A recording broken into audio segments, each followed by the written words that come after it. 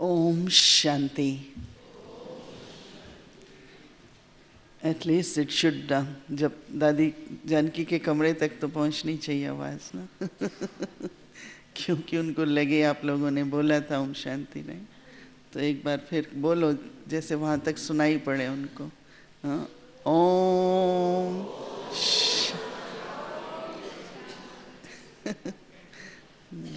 पूछना पड़ेगा कि पहुंचा कि नहीं। बहुत चर्चा इस बात की चलती है कि हम कोई एक रिलीजन है या नहीं है, धर्म है या स्पिरिचुअल है, स्पिरिचुअल ऑर्गेनाइजेशन है या रिलीजन है। तो हम बहुत तरह की एक्सप्लेनेशन देते हैं और ये कहते हैं कि हम धर्म नहीं हैं, परंतु आज बाबा कह रहे हैं कि आप धर्म की स्थापना के निमित्त तो है ना। ऐसा तो हम जवाब नहीं देते ना किसी को कि आदि सनातन देवी देवता धर्म की स्थापना अर्थ बाबा आए हैं। तो हम सभी जब ये क्वेश्चन खासकर उठता है पवित्रता पर, शुरू से लेके बाबा जब से पवित्रता की धारणा हम बच्चों को सुनाते हैं तो दुनिया में लोग कहते हैं आप लोग क्यों पवित्र रहते हो, पवित्रता का क्या महत्व है। और हमारी तो पवित्रता की जो क्वालिटी है वो बहुत ऊंची है, मनसा वाचा कर्मणा वृत्ति दृष्टि उसमें भी एकदम शुद्ध हो। फिर और भी सतो प्रधान स्थिति एक बाबा की याद से सतोगुनी हो। तो ऐसी पवित्रता जो क्वालिटी की पवित्रता है, कई बार और स्थानों पर जाते हैं, आश्रम गुरु जो भी सब इधर उधर देखते हैं, तो जिस तरह से बाबा हम बच्चों को पवित्रता किस प्रकार की होनी चाहिए बहुत ऊंची है। तो आज बाबा कह रहे हैं कि धर्म की स्थापना के लिए सबसे बड़ी शक्ति चाहिए पवित्रता की। तो हमको ये भी नहीं कहना चाहिए ना कि कहना है कि हम धर्म की स्थापना कर रहे हैं धर्म है कि नहीं वो एक प्रश्न है, पर क्या कर क्या रहे हैं हम। पर सतयुग में धर्म शब्द होगा क्या? हम सतयुग में अपने को आदि सनातन देवी देवता धर्म के कहलाएंगे या यस नो? क्योंकि दैवी गुणों, हाँ, दैवी गुण वाले मनुष्य देवता, तो देवी देवताओं हम लोगों का वो स्टेटस है, वो गुण है, वो लक्षण है। पर वहाँ पर तो नहीं कहेंगे ना कि हम आदि सनातन देवी देवता धर्म के हैं, कहेंगे? हाँ, तो ये तीनों बातें सोचने की हैं। पहला तो कि हम धर्म हैं नहीं हैं, सिर्फ स्पिरिचुअल हैं। कर क्या रहे हैं? धर्म की स्थापना। पर सतयुग में क्या होगा? वैसी जीवन होगी। तो उस पर अगर पूरी तरह से एक बात को सोचा जाए तो शायद और भी एक राइट तरह के आंसर्स हमारे पास आ सकते हैं। क्योंकि फिर भी बाबा का मैसेज तो देना है ना, हमारे पास हमारा मैसेज क्या है, बाबा का मैसेज तो हमको देना है। तो अगर सारी बात को समझ के फिर उस तरह से उत्तर निकालेंगे तो ज़रूर समझने वाले को भी कुछ नई बात लगेगी। ये कहना कि हम धर्म नहीं हैं, चलो ठीक है, वो तो नहीं है ना हम लोग, लेकिन कर क्या रहे हैं और लक्ष्य हमारा क्या है। तो आज सारी मुरली बाबा की इसी पर है। आज की मुरली बाबा कहते हैं, मीठे बच्चे, भारतवासियों को सिद्ध कर बताओ कि शिव जयंती ही गीता जयंती है। गीता से फिर होती है श्री कृष्ण जयंती। प्रश्न है, किसी भी धर्म की स्थापना का मुख्य आधार क्या है? धर्म स्थापक कौन सा कार्य नहीं करते जो बाप करते हैं, और धर्म स्थापक ये कार्य नहीं करते, बाप ही करते हैं। किसी भी धर्म की स्थापना के लिए पवित्रता का बल चाहिए। सभी धर्म पवित्रता के बल से स्थापन हुए, लेकिन कोई भी धर्म स्थापक किसी को पावन नहीं बनाते। पवित्र रहते हैं पर पावन नहीं बनाते, क्योंकि जब धर्म स्थापन होते हैं तो माया का राज्य है, सबको पतित बनना ही है। अभी पतित से पावन बनने का समय है। जब और धर्म स्थापक आते हैं तो दुनिया को पतित बनना ही है, सबको पतित बनना ही है। पतित को पावन बनाना ये बाप का ही काम है, वही पावन बनने की श्रीमत देते हैं। कई लोग कई बातों के ऊपर इतनी हमारी मर्यादाएं हैं, एक तो नियम है, हमारे प्रिंसिपल्स हैं, मर्यादाएं हैं। तो मर्यादाओं में भोजन की और जैसे कई तरह की शुद्धि है, क्योंकि आत्मा को सतो प्रधान बनना है ना, तो सतो प्रधान बनने में जो भी बाबा की श्रीमत मिलती है, क्योंकि बड़े सूक्ष्म में अंदर सब एकदम क्लीन करना है, तो कई सूक्ष्म कई मर्यादाएं का बहुत कनेक्शन है पवित्रता पर। गीत है, इस पाप की दुनिया से कहीं दूर ले चल। ओम शांति। अब बच्चों ने समझ लिया है कि पाप की दुनिया किसको और पुण्य की दुनिया अथवा पावन दुनिया किसको कहा जाता है। वास्तव में पाप की दुनिया ये भारत ही है, और भारत ही फिर पुण्य की दुनिया स्वर्ग होता है। भारत ही बहिष्ठ था, भारत ही दोजख बनता है, क्योंकि काम चिता पर जलते रहते हैं। वहाँ काम चिता पर कोई जलता नहीं है, वहाँ पर काम चिता है ही नहीं। ऐसे भी नहीं कहेंगे कि सतयुग में काम चिता है, ये सब समझने की बातें हैं। तो पहले पहले ये प्रश्न उठता है, भारत जो पतित दुखी है वही भारत पावन सुखी था जरूर। कहते भी हैं कि आदि सनातन हिंदू धर्म था। अब आदि सनातन किसको कहा जाता है? बाबा बहुत कहते थे कि सनातन धर्म वालों, सनातन धर्म सभा वालों को बुलाओ। दिल्ली में तो बहुत बड़ा संस्था है, और उनसे ये प्रश्न पूछो। तो मुझे याद है कि उनके प्रेसिडेंट दिल्ली में म्यूज़ियम था, वहाँ आए, तो हमने उनसे पूछा कि ये पूरा नाम है, फुल नेम क्या है। कोई उत्तर नहीं दिया। फिर जब हमने उनको बताया कि पूरा नाम तो आदि सनातन देवी देवता धर्म है, को खुशी बहुत हुई, परंतु उन्होंने कोई रिएक्शन करें, रेस्पॉन्स दे, वो नहीं था। क्योंकि बाबा बहुत कहता था कि आप लोग उनसे पूछो कि आदि सनातन का क्या अर्थ है। तो इसलिए बाबा कहते हैं, अब आदि सनातन किसको कहते हैं? आदि माना क्या और सनातन माना क्या? आदि माना सतयुग। तो सतयुग में कौन थे? यह तो सबको मालूम है कि सतयुग में लक्ष्मी नारायण थे। जरूर वह भी किसकी संतान होंगे जो फिर सतयुग के मालिक बने। बाबा की मुरली को थोड़ा ध्यान से सुनेंगे ना तो स्पष्ट होता है। खासकर डबल विदेशियों के लिए कई बातें नहीं होती है ना, परंतु बाबा कहता है कि अच्छा वो किसकी संतान थे।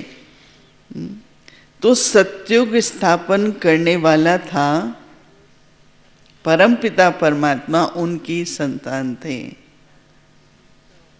कहाँ से वर्षा मिला, कहाँ से पद मिला।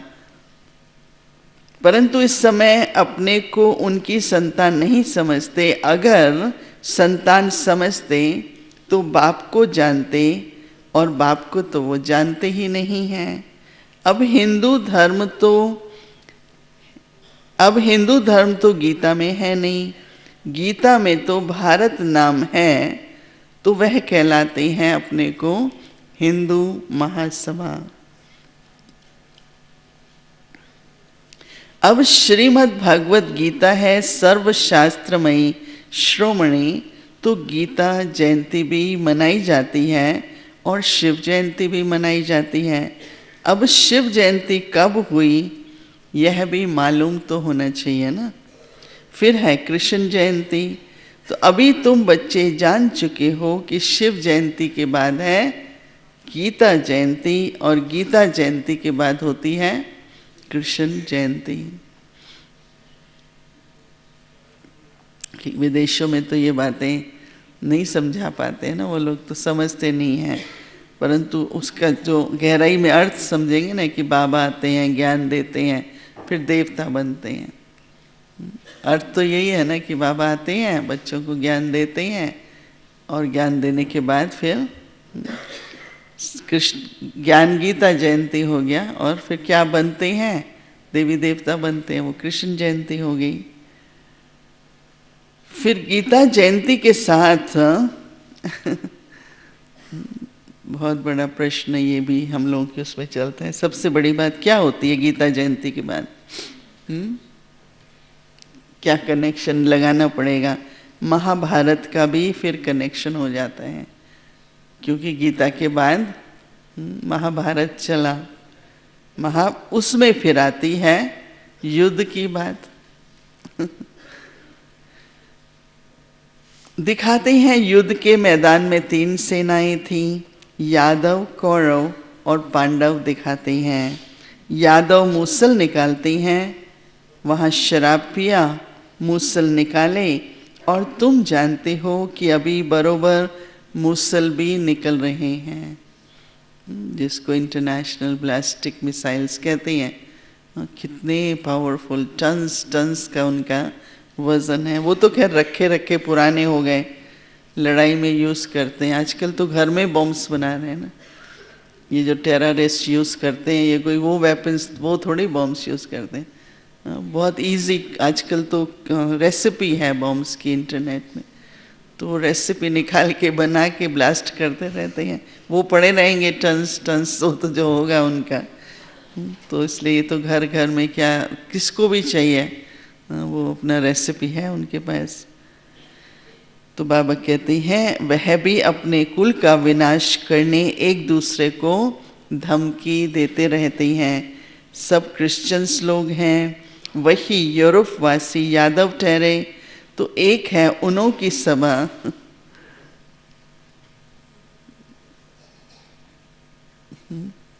कैसे कहेंगे, यूरोप वासी यादव ठहरे तो एक है उन्हों की सभा, उनका विनाश हुआ, वे आपस में लड़ मरे, उसमें सारा यूरोप आ गया। इसलिए इस्लाम, बुद्धिस्ट, क्रिश्चियन सब आ जाते हैं। यहाँ फिर है कौरव और पांडव। तो कौरव भी विनाश को प्राप्त हुए और विजय पांडवों की हुई। अब प्रश्न उठता है कि गीता का भगवान कौन? जिसने सहज योग और सहज ज्ञान सिखलाकर राजाओं का राजा बनाया।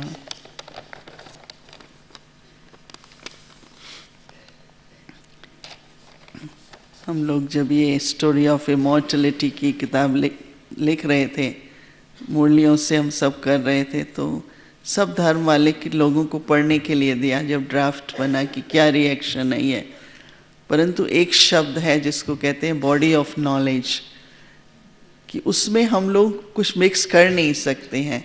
हम कितना विश्वास करते हैं, लोग कितना विश्वास करते हैं। तो हमने रिसर्च किया कि नेटिव्स हैं, कई ऐसे लोग हैं जिनके पास एक बॉडी ऑफ नॉलेज है। जैसे आदिवासी हैं, वो किन बातों को मानते हैं, क्या उनके सिद्धांत हैं। तो उसमें मतभेद, मतलब कोई माने न माने, अभ्यास करे नहीं करे, पर उसको कहा जाता है this is a body of knowledge. तो हम लोगों ने भी इस कॉन्सेप्ट से अपने मन को ये नहीं सोच के कि ये लिखें कि नहीं लिखें, ये लोग क्या कहेंगे, थोड़ा सा लैंग्वेज ऐसे रखी जो समझ सकें, परंतु कोई भी बात है इससे बॉडी ऑफ नॉलेज की ज्ञान मिला है, इस तरह से है। फिर वो ज्ञान को समझने में आज हमको कितने साल लग गए, अभी भी समझ रहे हैं, चाहे सेम बात है अभी भी समझ रहे हैं। एक दिन में तो सारी बात समझ में नहीं आ जाती है ना, निश्चय हो गया, अच्छा लगा। तो इस तरह से अगर कोई भी बात को आप लोग सोचेंगे ना कि इससे बॉडी ऑफ नॉलेज, फिर उसमें हमारी बुद्धि, हमारा विवेक, हमारी अपने पर्सनल किस बात को हम कितना स्वीकार करते हैं, लेकिन रिस्पेक्ट तो रखनी होती है ना उस बॉडी ऑफ नॉलेज। उसमें हम तो कोई चेंजेस तो नहीं ला सकते हैं ना, क्योंकि सच है और रियल है, फैक्चुअल है, उसको उस तरह से रखना ही पड़ता है। तो कभी कभी खुद को भी डिटैच होना पड़ता है। तो ये ख्याल नहीं बार बार आता है कि लोग मानेंगे नहीं, लोग समझेंगे, वो ये ना कहें, वो ये ना कहें। उससे क्या होता है कि हमारी पावर चली जाती है। तो बेशक समझाने की विधि होनी चाहिए, उतना ही समझाओ जितना लोग समझ सकें। कोई अनाउंसमेंट तो नहीं करनी है, परंतु उसको हम डिस्टर्ब भी नहीं कर सकते ना, चेंज तो नहीं ला सकते ना। जो जैसी बॉडी ऑफ नॉलेज है उसको वैसा रखना ही होता है ना। तो इस तरह से रखने से फिर हमने देखा कि हम लोग डिटैच होके जो बात हमको लिखनी है, कहनी है, उसको हम इस तरह से कहते हैं तो दूसरों को भी क्लियर होता है।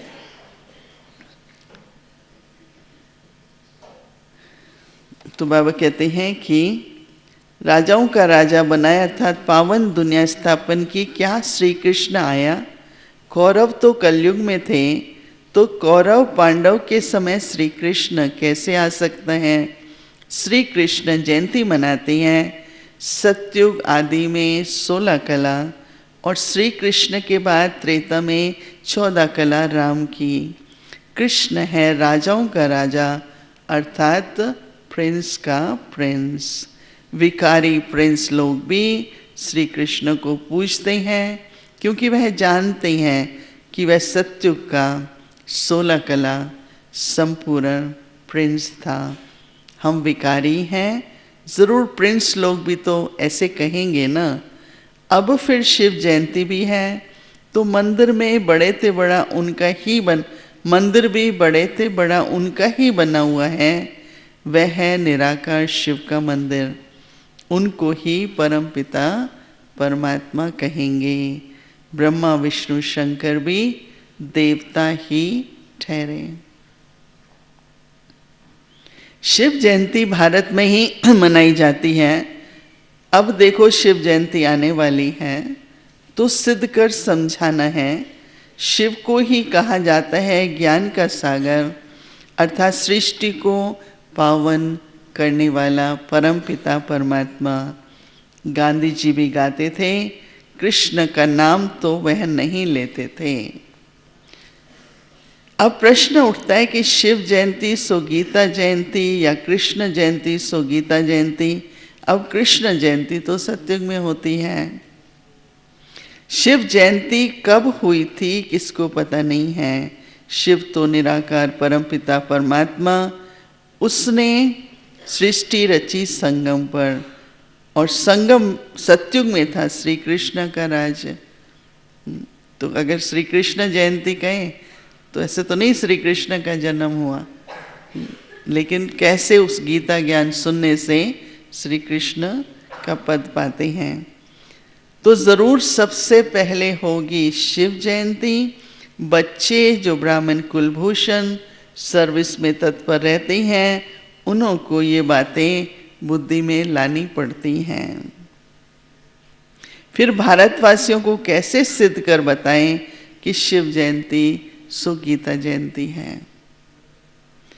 फिर गीता से होती है कृष्ण जयंती, अर्थात राजाओं की जयंती।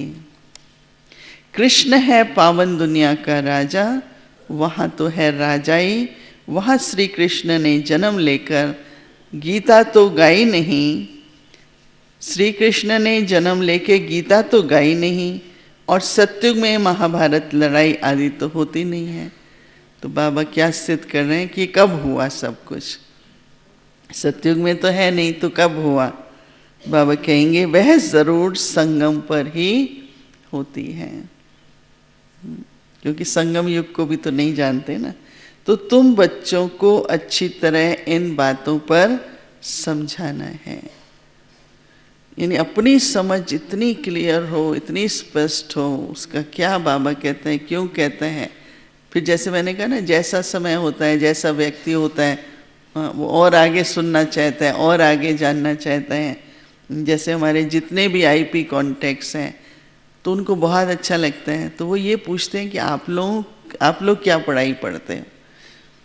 वो देखते हैं ना कि हम लोग लीडरशिप रिट्रीट ये में हम लोग उनका सेशन ले रहे हैं आत्मा परमात्मा का, दूसरी तरफ मुरली चल रही है, तो आखिर आप लोगों की पढ़ाई क्या है, आपका सोर्स क्या है। ये जो हम लोगों ने सोचा कोई ऐसी किताब बनाए उनको देने के लिए, खास आईपीएस के ख्याल से बनी थी कि वो उनको पता तो समझते तो इनकी जीवन अच्छी है, इतना शांत रहते हैं, इनमें धैर्यता है, बहुत अप्रिशिएट करते हैं ना, लेकिन वो कहते हैं आप लोग बनते कैसे हो, वो तो आप हमें सुनाते नहीं हो। और हम इसलिए नहीं सुनाते कि उनको समझ नहीं आएगा, तो चलो वो धैर्यता से जब तैयार हैं तो पढ़ें सुने। तो हमें समझना है, बस ये क्लियर अपने पास होगा ना, तो टाइम पर हम उसको समझा भी सकते हैं। पांडव और कौरव सभा मशहूर है। पांडव पति दिखलाते हैं श्री कृष्ण को, समझते उसने सहज ज्ञान और सहज राजयोग सिखलाया। अब वास्तव में लड़ाई की तो कोई बात ही नहीं है, विजय पांडवों की ही हुई, जिन्हों को परमपिता परमात्मा ने सहज राजयोग सिखलाया। वही 21 जन्म सूर्यवंशी चंद्रवंशी बन गए। तो पहले समझाना है हिंदू महासभा वालों को, सभाएं तो और भी हैं, कोई लोकसभा है, राज्यसभा है, हिंदू सभा है मुख्य। तो जैसे सेनाएं 3 गाई हुई हैं, यादव, कौरव और पांडव। उसमें भी विदेश में हम लोग कैरेक्टरिस्टिक सुनाते हैं कि पांडव क्यों कहा, यादव क्यों कहा, कौरव क्या है, उसका महत्व क्या है। और ये सब ये तीनों सेनाएं कहाँ पर है? संगम युग पर है। अब सतयुग की स्थापना हो रही है। इतना तो मैसेज देंगे ना कि सतयुग की स्थापना। हम लोग सिर्फ न्यू एज कहते हैं, तो न्यू एज वाले तो बहुत सारे हैं दुनिया में, पर गोल्डन एज कहते हैं तो एक नई बात हो जाती है। न्यू एज भी क्या होगी, सतयुग ही तो होगा ना। ये जो आस्था चैनल है उसमें उन लोगों ने शीलू बहन का 2-3 दिन सिर्फ सतयुग क्या होगा, कैसा होगा, वो बाबा की किताबों से पूरा उसमें की शेर पूरी डिस्क्राइब किया है कि सतयुग क्या होगा। तो वो जो इंटरव्यू लेने वाली बहन कहती है कि जब वो कहने लगी कि सवेरे जब उठेंगे तो पक्षी जो हैं उसकी सुर से उठेंगे, तो कहा दूसरे दिन जब मैं उठी तो मेरे घर के बाहर से भी पक्षियों की, ऐसे ही सतयुग में होगा। कहा मुझे दिन भर जो भी बात कहूँ ऐसा ही सतयुग में होता होगा, शायद ऐसा ही होता होगा। कहा एक बार मेरी प्रश्न उत्तर से सुनने से मेरे अंदर, तो इसलिए सुनाना तो चाहिए ना, तो उनके जैसे वो संस्कार जगते हैं, उनकी वो फीलिंग, वो इतना वर्णन कर रही थी बार बार सतयुग के बारे में।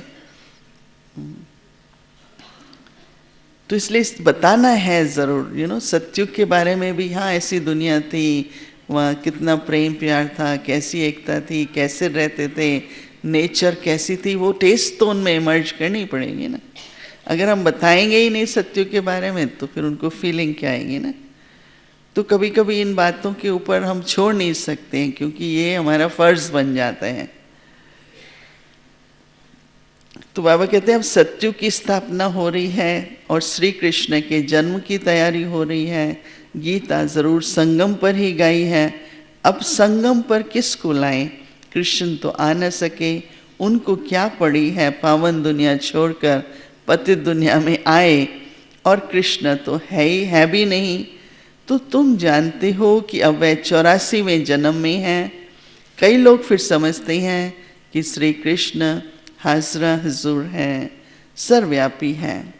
कृष्ण के भगत कहेंगे ये सब कृष्ण ही कृष्ण है, कृष्ण ने ही ये सब रूप धरे हैं। राधे पंथी होंगे फिर कहेंगे राधा ही राधे है। तो बाबा कहते हैं हम भी राधे तुम भी राधे, ऐसे गाते रहते हैं। हम सो हम, कृष्ण कृष्ण, राधे राधे। अनेक मत निकल पड़ी है। कोई कहे ईश्वर सर्वव्यापी, कोई कहते कृष्ण सर्वव्यापी, कोई फिर कहते हैं कि राधा सर्वव्यापी है। अब बाप तुम बच्चों को अच्छी तरह से सब कुछ समझाते हैं। मुरली से सारी समझ मिलती है, और कहाँ से मिलेगी। तो वह बाप वर्ल्ड ऑलमाइटी अथॉरिटी है, तो तुम बच्चों को भी बाबा अथॉरिटी दे रहे हैं कि कैसे इन सब को समझाएं। हिंदू महासभा वालों को भी समझाओ, वह इन बातों को समझ सकेंगे। वह अपने को रिलीजियस माइंडेड समझते हैं। गवर्नमेंट तो कोई धर्म को मानती नहीं, वह खुद ही मूंझ गए हैं।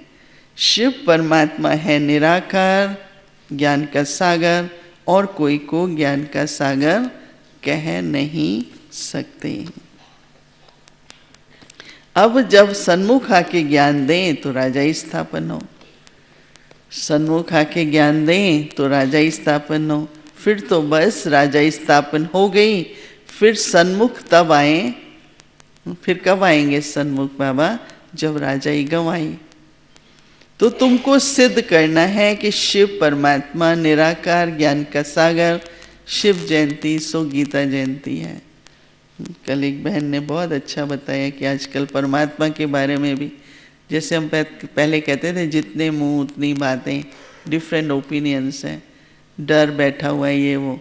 मेरे को ये बात इतनी अच्छी लगी कि और कुछ न भी सेवा हो, एक बाबा का अच्छी तरह परिचय ही दे दें हम, किसी भी बात में न जा कर के वो कौन है, उसके गुण क्या हैं, उसके कर्तव्य क्या हैं, तो कितनी उनका कनेक्शन फिर परमात्मा से जुड़ जाए, और उनका जो कुछ भी भगवान के बारे में डिफरेंट ओपिनियंस हैं उससे क्लैरिफिकेशन हो जाए। तो मुझे तो वो बात इतनी अच्छी लगी, मैंने कहा ये सेवा ही ये करनी चाहिए, भाषण नहीं ये करने चाहिए। परमात्मा का राइट परिचय क्या है। वह जब सन्मुख आकर ज्ञान दे तो राजा स्थापन हो। तो बाबा कहते हैं कि तो तुमको सिद्ध करना है कि शिव परमात्मा निराकार है, ज्ञान सागर है। शिव जयंती सो गीता जयंती, इस पर नाटक बनाते हैं तो मनुष्य की बुद्धि से कृष्ण की बात निकल जाए।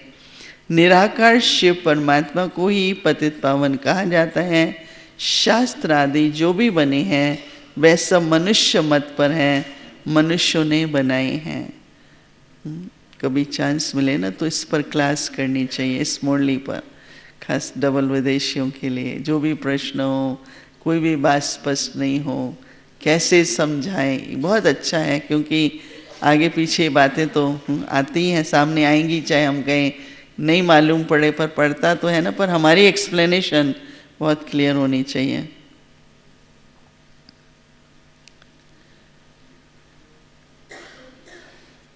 तो निराकार शिव परमात्मा को पतित पावन कहा जाता है। शास्त्र आदि जो भी बने हैं वह सब मनुष्य मत पर हैं, मनुष्य ने बनाए हैं।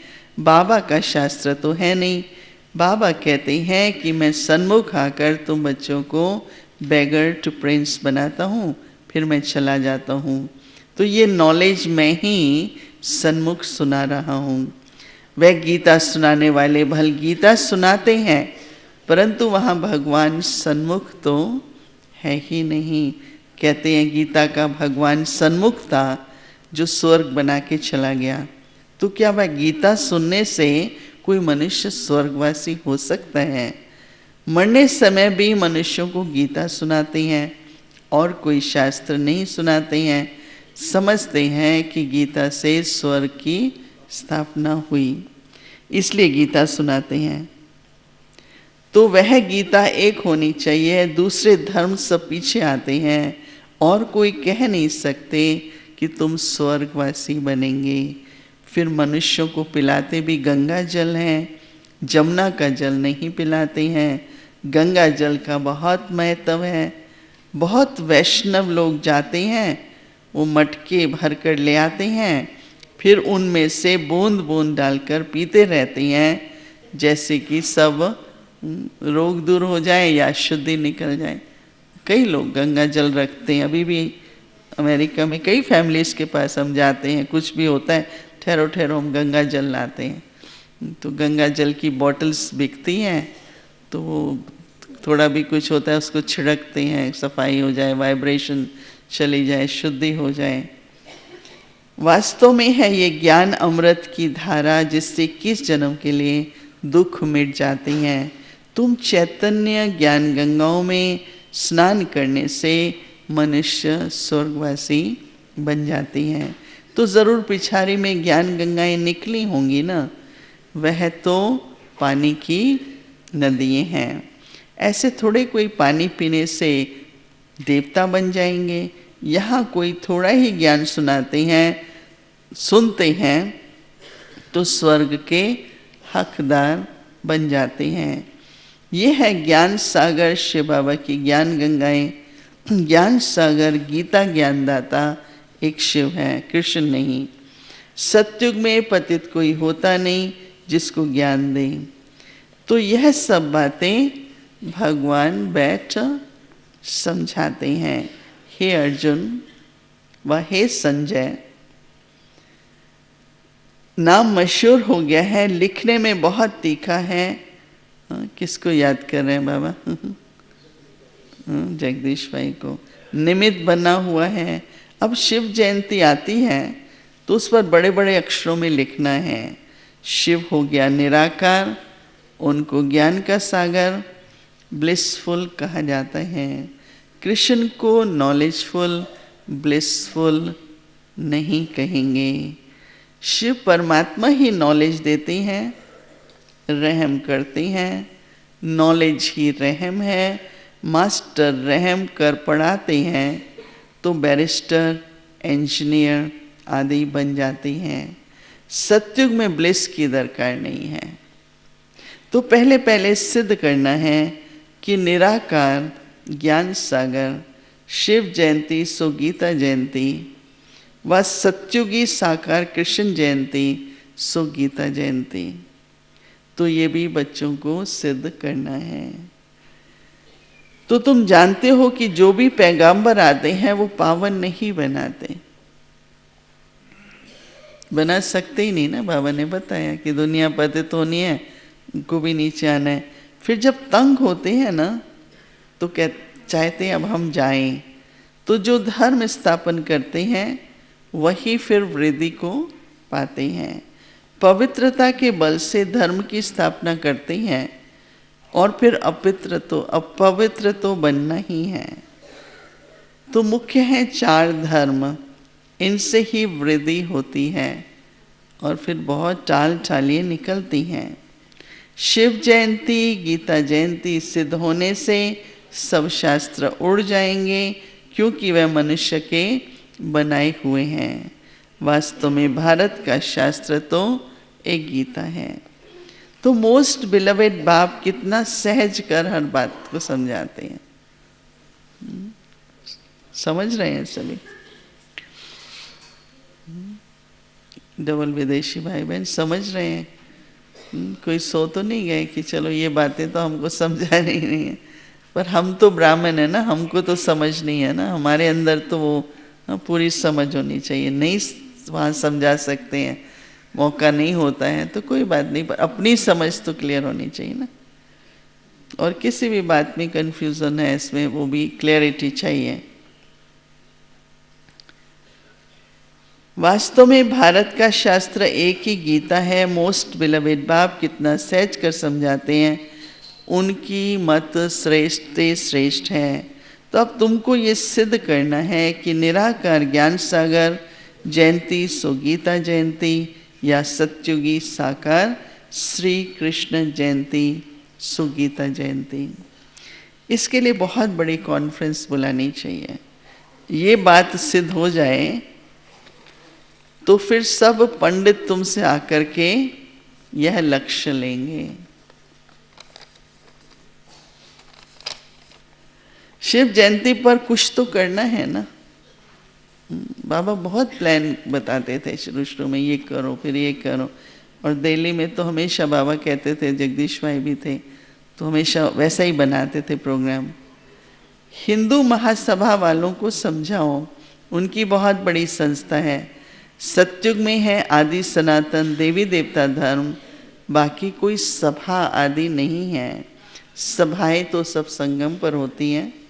पहले तो सिद्ध करना है कि वास्तव में आदि सनातन सभा है ये ब्राह्मणों की, पांडवों की सभा, तो ब्राह्मणों की आदि सनातन सभा है ये ब्राह्मणों की, पांडवों की।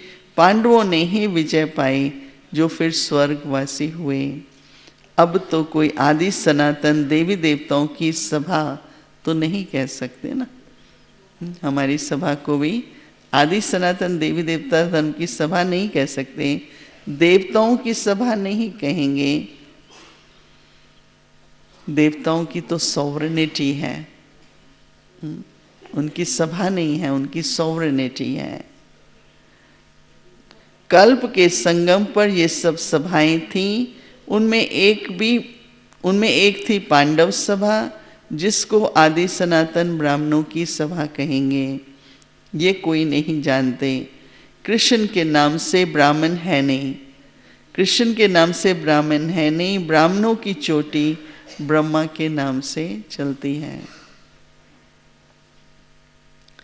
ब्रह्मा के नाम से तुम ब्राह्मण सभा कहेंगे, तो ये बातें समझाने वाला भी कोई बुद्धिमान चाहिए। क्योंकि अगर शुरू करते हैं लोग प्रश्न पूछेंगे, बहुत पूछेंगे, तो जितना क्लियर होता है उतना जवाब दे सकते हैं। ये बाबा विदेश की बात नहीं, भारत में भी ये बातें समझाना कोई इजी नहीं है। और आजकल तो लोग पहले ही इतने थके हुए हैं, इतनी समस्याएं हैं, कहते हैं बस मेडिटेशन कराओ। भारत में भी यही कहते हैं बस हमको मेडिटेशन करनी है। बुद्धि तो इन बातों में बहुत थोड़े लोग चलाना चाहते हैं।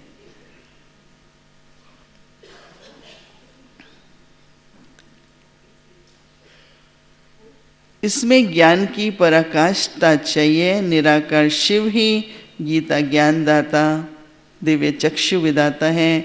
ये सब धारण कर फिर कॉन्फ्रेंसेस बुलाते हैं। जो समझते हैं हम सिद्ध कर बता सकेंगे, उनको आपस में मिलना चाहिए। लड़ाई के मैदान में मेजर्स, कमांडर्स आदि की भी सभा होती है ना। यहाँ कमांडर महारथी को कहते हैं। तो बाबा क्रिएटर डायरेक्टर हैं, स्वर की रचना करते हैं और फिर डायरेक्शन देते हैं कि महासभा बनाओ, फिर इन बातों को उठाओ। गीता का भगवान सिद्ध होने से फिर सब समझेंगे कि उनसे योग लगाना चाहिए। बाबा कहते हैं मैं गाइड बनकर आया हूँ और अब तुम उड़ने लायक बनो।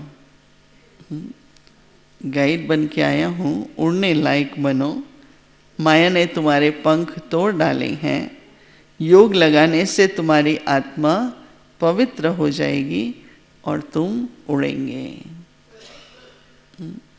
ये बात सबको अच्छी लगेगी। परिचय पर क्या है, जिन्होंने शास्त्र पढ़े हैं, ये सब बातें हैं, उनको जब बाबा का परिचय देते हैं तो इजी नहीं समझते ना। तब बाबा कहता है बच्चे ये बताओ। हाँ, कई होते हैं एकदम बाबा की पहचान हो जाती है, बुद्धि लग जाती है, उड़ने लायक बन जाते हैं। फिर तो उनको ये बातें कैसी भी हैं। अब हम लोगों को जो अनुभव हुआ, फिर हमने इतना कभी भी इतना सोचा ही नहीं। 5000 वर्ष का चक्कर बाबा सुना रहे हैं ना। हमने थोड़ी लॉजिक थी, लेकिन ज़्यादा तो विश्वास है। बाबा सुना रहे हैं। जैसे कहा ना कि लॉजिक तो थी, पर उस समय पर क्योंकि ये निश्चय जब हो जाता है ना, बाबा कहता है कौन पढ़ा रहे हैं, ये निश्चय हो गया तो हर बात को समझना जैसे सहज हो जाता है। अच्छा, मीठे मीठे सिक्की लदे बच्चों प्रति माता पिता बाप दादा का याद प्यार और गुड मॉर्निंग। रूहानी बाप की रूहानी बच्चों को नमस्ते और रूहानी बच्चों की रूहानी बाप को नमस्ते। धारणा के लिए मुख्य सार, ज्ञान अमृत धारा से सबको निरोगी व स्वर्गवासी बनाने की सेवा करनी है। ज्ञान अमृत धारा से सबको निरोगी और स्वर्गवासी बनाने की सेवा करनी है। मनुष्य को देवता बनाना है। बाप समान मास्टर रहमदिल बनना है।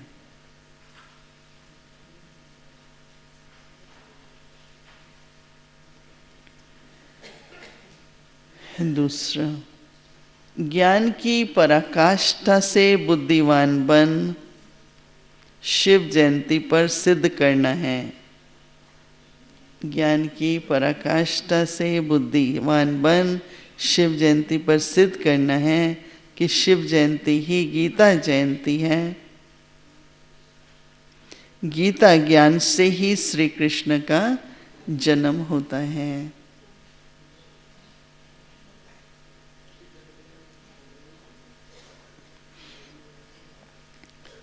आज का वरदान,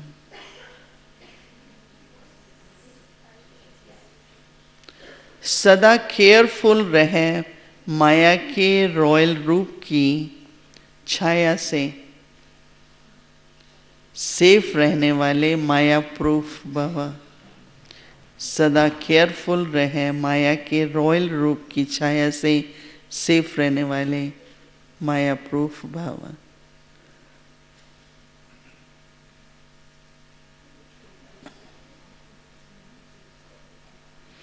वर्तमान समय माया रियल समझ को, महसूसता की शक्ति को गायब कर रॉन्ग को राइट अनुभव कराती है। रॉन्ग को राइट अनुभव कराती है। जैसे कोई जादू मंत्र करती हैं तो परवश हो जाती है ना, ऐसे रॉयल माया रियल को समझने नहीं देती। रॉयल माया रियल को समझने नहीं देती। इसलिए बाप दादा अटेंशन को डबल अंडरलाइन करा रहे हैं। ऐसा केयरफुल रहो जो माया की छाया से सेफ, माया की छाया से सेफ, माया प्रूफ बन जाओ। विशेष मन बुद्धि को बाप की छत्र छाया के सहारे में ले आओ। विशेष मन बुद्धि को बाबा की छत्र छाया के सहारे में ले आओ।